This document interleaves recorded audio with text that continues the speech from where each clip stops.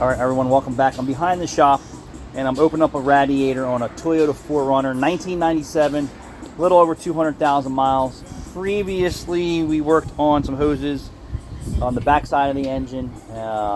We should have probably just did the whole entire cooling system, but we did, and now he's back with some more work. But the customer did agree, at this mileage, let's just freshen up the whole cooling system. But what I wanted to show you guys is I'm going to knock the tanks off.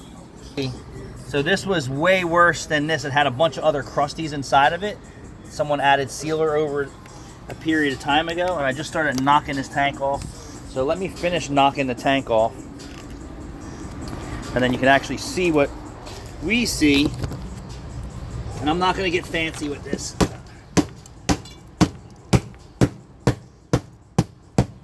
I don't know how many other guys do it this way.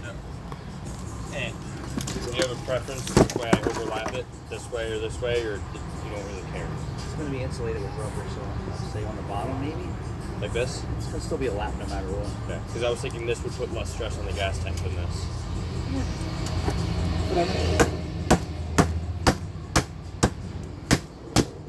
So Caleb's doing some fabrication work. Oh, you got a video going. Well, I just wanted to show the customer what we see. Like, that could be castings from long ago, or it's sealer. There was a whole lot of sealer in that system, so I'm going to bet that that's all So mostly sealer. Probably sealer. 200K worth of, over 200K in a Toyota. We have a hose somewhere that was just caked full of sealer. There's probably an eighth of an inch. But this is what we don't get all to the see. way around.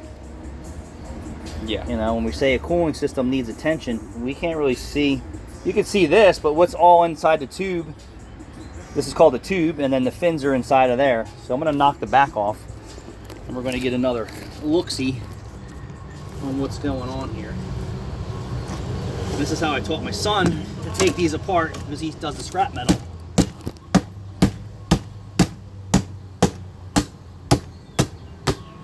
And I'm sure there's a radiator shop that has the right tools. When back in the day you used to record these tanks.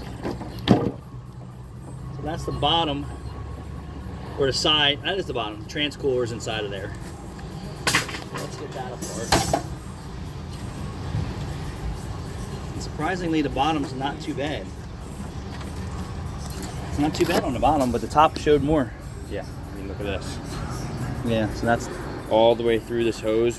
When I went to grab it, you could feel it crunch in your hand. yeah. And that all the way around. I mean, it's like that.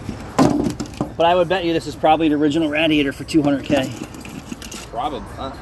It's hard to say just because of the plastic. Yeah. Plastic normally doesn't last this long. I'm shocked. Cool. All right, well, I just wanted to give it to you live.